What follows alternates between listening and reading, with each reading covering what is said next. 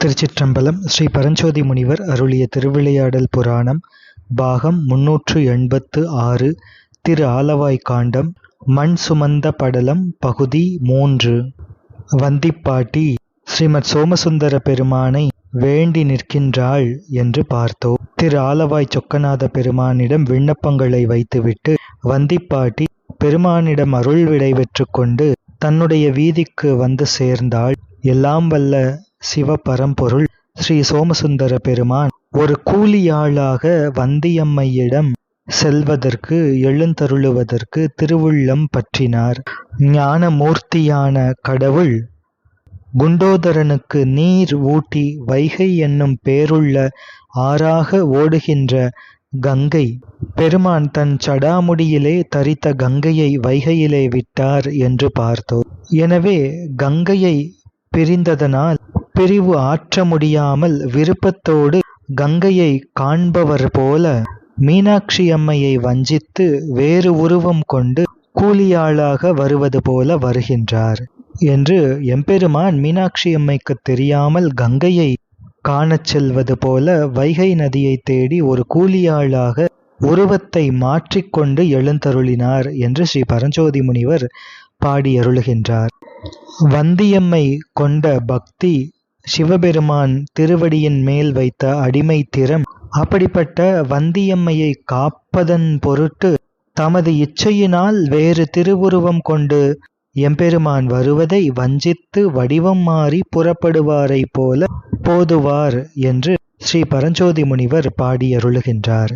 ஸ்ரீ சோமசுந்தர பெருமான் கூலியாளாக திருவடிவம் கொள்கின்றார். அந்த திருவடிவத்தின் அழகை ஸ்ரீ பரஞ்சோதி முனிவரும் கடவுள் மாமுனிவரும் வர்ணித்து அந்த திரு தரிசனத்தை நமக்கு காட்டி அருளுகின்றார்கள். தமக்கு வேண்டிய திருவுருவத்தை எடுத்துக்கொள்ளும் சிவபெருமான் ஆனவர் இப்பொழுது ஒரு கூலியாளாக திருவுருவம் கொள்ள திருவுள்ளம் பற்றினார். பசுக்களுக்குரிய பரதந்திரம், பசுக்களாகிய ஆன்மாக்களுக்கு உரிய பரதந்திரம், சிற்றுணர்வு, சிறு செயல்கள், விருப்பு வெறுப்புகள், இந்த உபாதிகள் ஒன்றும் இன்றி இயல்பாகவே பாசம் நீங்கிய அறிவையும் தொழிலையும் கொண்டு எம்பெருமான் திகழ்வதால் அவர் வேண்டிய வடிவம் கொள்வார். குறித்ததொன்று ஆகமாட்டா குறைவிலன் என்று தொடங்குகின்ற சிவஞான சித்தியாரிலே இதன் ஆழமான அர்த்தங்களையெல்லாம் நாம் கண்டு கொள்ளலாம். அப்படிப்பட்ட பெருமான் இப்போதும் தமது இச்சையினாலே கூலிக்காரர் ஆகினார். வஸ்திரமோ கந்தை வஸ்திரமாக உடுத்தி கொண்டார். மண் சுமக்கும் கூடையை தம்முடைய திருமுடி மேலே எடுத்துக்கொண்டார். மண் வெட்டுவதற்கு மண்வெட்டியை எடுத்துக்கொண்டு அதனை தம்முடைய திருத்தோளிலே சாற்றிக் கொண்டார். மிக்க பசியை உடையவர் போல வந்தியம்மையை காண்பதற்காக விரைவாக மதுரையம்பதியின் திருவீதியிலே வந்து அருளினார் எம்பெருமான்.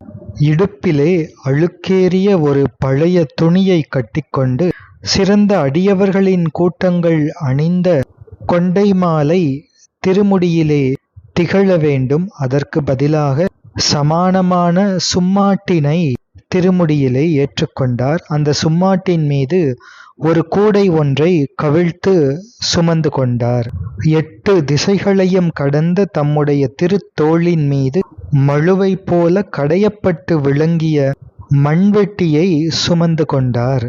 எம்பெருமான் விஸ்வரூபியாய் நிற்றலால் திசையட்டும் கடந்த திருத்தோள் என்று ஸ்ரீ பரஞ்சோதி முனிவர் போற்றுகின்றார். வேதண்டமே புயங்கள் விண்ணே திருமேனி மூதண்ட கூடமே மோலியாம் என்பார் ஸ்ரீ குமரகுருபர சுவாமிகள். ஐயனுடைய தோள்கள் திருத்தோள்கள் மலைகளைப் போல இருக்கின்றன. எம்பெருமானின் திருமேனியே ஆகாசம், திருமுடியோ அது மூதண்ட கூடம் என்று பெருமான் விஸ்வரூபியாய் நிற்றலால் திசைகளை கடந்த எம்பெருமானின் அந்த திருத்தோள் அதன் மேலே மண்வெட்டியை தாங்கிக் கொண்டார். கூலியாளாக திருவுருவம் கொண்ட பெருமான் மிகுந்த பசி கொண்டவர் போல திருவீதியிலே எழுந்தருளி வருகின்றார். முனிவர்களெல்லாம் உறுதியான அன்புடனே செய்து சமர்ப்பிக்கின்ற அழகான யாகாமிர்தம் அதனை நன்றாக உண்ட பின்னரும் தமது இடதுபுறத்திலே எழுந்தருளியிருக்கின்ற உமா பிராட்டியார் ஊட்டுகின்ற அமுதம் அதனையும் நன்றாக உண்ட பின்னரும் அடங்காத பசியை உடையவரைப் போல, மாதாவின் முலை உண்ணுதற்கு சலியாத குழந்தையைப் போல எம்பெருமான் புறப்பட்டு அருளினார். வேதங்கள் பலவித பொருள்களை பிரதிபாதித்துக் கொண்டு சலிக்கின்ற அந்த வேதங்களின் சிரசிலே இருக்கின்ற திருவடி எம்பெருமானின் திருவடி. அப்படி வேத சிரசாகிய உபனிஷத்து உச்சியிலே திகழ்கின்ற எம்பெருமானின் திருவடி பூமியிலே படும்படி எம்பெருமான் நடந்து எழுந்தருளி வருகின்றார். மதுரை திருவீதியில் தமது திருவடி தோயும்படி எழுந்தருளி வருகின்றார். எம்பெருமான் திருக்கயிலையிலே திருவோலக்கம் கொண்டிருக்கின்ற திருக்காட்சி தம் இருபக்கமும் முறையே நின்று சேவிக்கும் மேலுலக வாசிகளாகிய ஹரி, பிரம்ம, இந்திராதி தேவர்கள், அந்த தேவர்களாகிய பரிஜனங்களின்றி எம்பெருமான் மதுரை திருவீதியிலே எழுந்தருளினார். எம்பெருமான் எப்போதும் தமது திரு இடுப்பிலே புனையப் பெற்ற புலித்தோல் ஆகிய வஸ்திர உடையின் மீது இறுக பிணித்திருக்கின்ற பாம்பு என்கின்ற உதரபந்தனம், இந்த இரண்டுமின்றி ஒரு கந்தையான வஸ்திரத்தை இடுப்பிலே உடுத்திக்கொண்டு எழுந்தருளி வருகின்றார். தம்முடைய திருச்சடையின் மீது பாலச்சந்திரன், கொன்றை மலர்கள் உள்ளிட்ட தலைக்கோலம் இன்றி தம் திருமுடியிலே சும்மாடு, அந்த சும்மாட்டின் மேலே கூடை என்று தாங்கி வருகின்றார். தமது 4 திருக்கரங்களிலே மானும் மழுவும் தாங்கிய திருக்கரங்களை மறைத்து கொண்டு எழுந்தருளி வருகின்றார். எப்போது மங்கள வாத்தியங்கள் முழங்கிக் கொண்டிருக்க திருவோலக்கம் செய்தருளுகின்ற பெருமான் எந்த ஒரு வாத்தியமுமின்றி எழுந்தருளி வருகின்றார். எப்போதும் தர்மதேவதையாகிய ரிஷபத்தின் மேலே எழுந்தருளி வருகின்ற எம்பெருமான் தம் திருவடிகள் மதுரை திருநகர் வீதியிலே தோயும்படி எழுந்தருளி வருகின்றார். மிகுந்த பசிவுடையவர் போல எழுந்தருளி வருகின்றார். வேதம் அருளிய தம்முடைய திருவாயால் மதுரை திருநகர் வீதியிலே கூவிக்கொண்டு வருகின்றார். என்ன கூவிக்கொண்டு வருகின்றார் என்றார், நான் கூலியாள், எனக்கு கூலியை கொடுத்து என் வேலையை வாங்கிக் கொள்பவர்கள் உண்டோ என்று எம்பெருமான் திருமொழிகளை அருளிக்கொண்டே வருகின்றார். பெருமானின் திரு வாயில் இருந்து வந்த மொழிகளே வேதங்கள். இப்பொழுது பெருமான் அருளுவதோ வேதத்தின் சிறந்த மொழி. அப்படி என்னை கூலியாளாக ஏற்றுக்கொண்டு எனக்கு வேலை கொடுத்து கூலி கொடுப்பவர் உண்டோ என்று கூவிக்கொண்டே வந்தியம்மை வாழ்கின்ற வீதிக்கு எழுந்தருளி வந்தார் எம்பெருமான். மாதா பிதாக்கள் வேறு யாரும் இல்லாமல் வருகின்ற கூலியாளாக வருகின்ற இந்த வாலிபர், இவர் சொன்ன இந்த சொற்கள், கூவிய ஒலி, அது வந்தியம்மை திருச்செவியிலே ஏறியது. வந்தியம்மை இந்த மொழிகளை கேட்டு தன் மனோவிசாரத்தை ஒழித்துவிட்டாள். தரித்திரர்கள் முன் இல்லாத செல்வத்தை புத்திரனால் கிடைக்கப் பெற்ற போது அடைகின்ற மகிழ்ச்சியைப் போல மிக்க மகிழ்ச்சியோடு தன் வீட்டிலிருந்து வெளியே வந்தாள் வந்தியம்மை. மாதாவைப் போல தன்னிடத்திலே இனிய அருளை காட்டிக்கொண்டு வருகின்ற அந்த வாலிபனை அழைத்து, மகனே, நீ எனக்கு ஒதுக்கப்பட்ட வைகைக்கரையின் பங்கினை அடைத்து தருவாயா என்று கேட்டாள் வந்தியம்மை. அன்னை தந்தையின்றி வருகின்ற கூலியாளை பார்த்து மகனே என்று அழைத்தாளே வந்தியம்மை. எம்பெருமான் மற்ற தேவர்கள் போல பிறப்பு இறப்பு இல்லாதவர், எனவே தாய் தந்தை பிறர் இன்றி என்று ஸ்ரீ பரஞ்சோதி முனிவர் அருளுகின்றார். தாயுமிலி தந்தையிலி தான் தனியன் காணேடி என்பது ஸ்ரீமத் மாணிக்கவாசக சுவாமிகள் அருளிய திருச்சாழல். மகனே, நீ எனக்கு கூலியாளாக இருப்பாயா? அரசு அதிகாரிகள் வைகை கரையை அடைப்பதற்கு எனக்கென்று ஒதுக்கப்பட்ட இடத்தின் கரையை அடைப்பாயா என்று கேட்கின்றார் வந்தியம்மை. உடனே அந்த கூலியாளாக வந்த பெருமான், மாதாவே, தங்களது பங்கை நான் அடைக்கின்றேன். அப்படி அடைத்தால் எனக்கு அதற்காக நீங்கள் கொடுக்கும் கூலி என்ன என்று கேட்டு அருளுகின்றார். உடனே விருத்தையான வந்தியம்மை சொல்கின்றாள், நான் உனக்கு கூலியாக பிட்டு தருகின்றேன் என்று கூறினாள். நீ உண்ணும் பொருட்டு அரிய அமிர்தம் போல இனிதாக இருக்கின்ற இந்த பிட்டை உனக்கு முற்கூலியாக தருவேன். முதலிலே இந்த பிட்டை சாப்பிட்டுக்கொள், அது முற்கூலி. அதன் பின்னர் நான் பிட்டு அவித்து விற்று வருகின்ற பணத்தை உனக்கு மாலை பொழுது நீ உன்னுடைய வேலையை செய்து முடித்தபின் உனக்கு கூலியாக தருகின்றேன் என்று கூறினாள். உடனே எம்பெருமான், அன்னையே, நான் இப்பொழுது பெரும் பசியால் சுடப்பட்டு மிகவும் மெலிந்து இருக்கின்றேன். எனவே இந்த ருசியோடு கூடிய பிட்டில் உதிர்ந்த பிட்டை எனக்கு கொடு. முதலில் அதை சாப்பிட்டு இளைப்பாறிக் கொள்கின்றேன். அதன் பின்னர் உன்னுடைய பங்கான கரையை கட்டுகின்றேன் என்று எல்லையற்ற இறைவர் திருவாய் மலர்ந்து அருளினார்.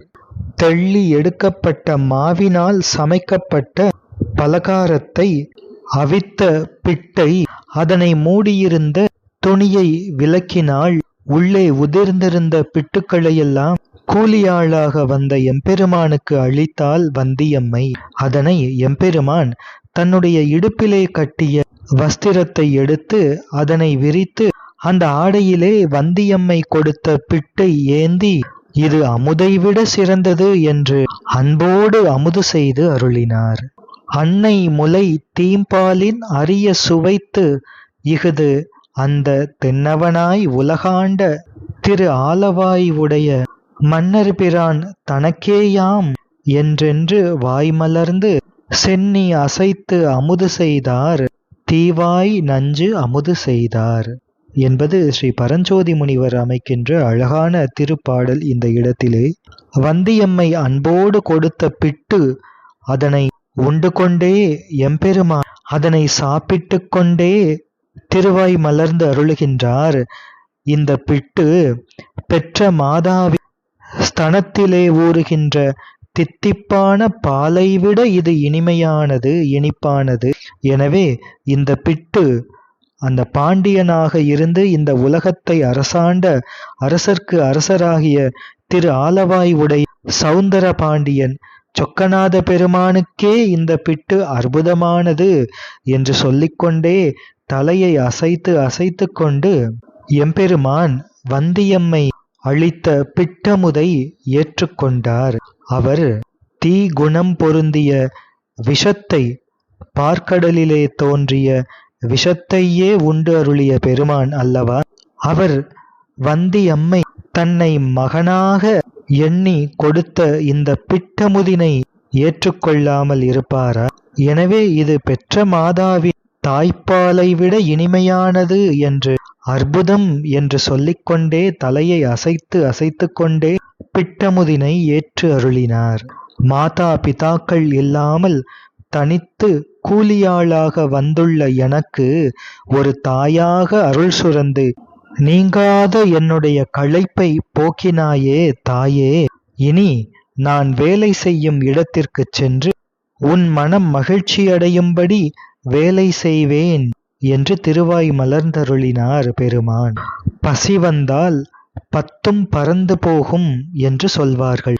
மானம், குலம், கல்வி, வன்மை, அறிவுடைமை, தானம், தவம், முயற்சி, தாளாண்மை, தேனின் கசிவந்த சொல்லியர் மேல் காமுறுதல் பத்தும் பசிவந்திட பறந்து போம் என்பது திருவாக்கு. அப்படிப்பட்ட மானம் முதலான பத்தையும் ஒரு சேர மாற்றுகின்ற பொறுக்க முடியாத பசியை தாயே நீ எனக்கு மாற்றி அருளினாய், என் பசியை போக்கி அருளினாய். இனி நான் வைகை நதிக்கரையில் சென்று உன்னுடைய பங்குக்கு உரியதாக உள்ள வைகை கரையிலே அணையை கட்டுவேன் என்று அருளினார். அதோடு மட்டுமல்ல, வந்தியம்மையிடம் எம்பெருமான், தாயே இந்த பிட்டு மிகவும் நன்றாக இருக்கின்றது, எனவே என்மேல் விருப்பம் கொண்டு இன்னும் இந்த பிட்டு நீ நிறைய தர வேண்டும் என்று தம்முடைய கந்தை வஸ்திரத்தை விரித்து தமது திருக்கைகளை ஏந்திக் கொண்டு வந்தியம்மையிடம் இருந்து இன்னும் நிறைய பிட்டுக்களை வாங்கி முடிந்து வைத்து கொண்டார். வந்தியம்மையே, நான் நன்றாக சாப்பிட்டு விட்டேன். இனி நீ என்னோடு வா. வைகை நதிக்கரையில் உனக்கென்று ஒதுக்கப்பட்டு அடையாளம் இடப்பட்டிருக்கின்ற கரையை காட்டு என்று எம்பெருமான் திருவாய் மலர்ந்து அருளினார். வந்தியம்மையோடு வைகை நதிக்கரைக்கு எழுந்தருளுகின்றார். தம்முடைய திருப்பாதங்கள் அது உமையம்மை வருடும்போது உமையம்மை வருடுவது பொறாமல் சிவக்கின்ற திருப்பாதங்கள். அத்தகைய மென்மையான திருப்பாதங்கள் இருந்தும் அது யமனை உதைக்கும் போது வன்மை உடைய திருப்பாதங்கள். அத்தகைய எம்பெருமானின் திருவடிகள் இணையடிகள் அது மதுரை மாநகர் திருவீதியிலே தோய எம்பெருமான் வைகை நதிக்கரைக்கு எழுந்தருள இருக்கின்றார். தொடர்ந்து சிந்திப்போம். திருச்சிற்றம்பலம்.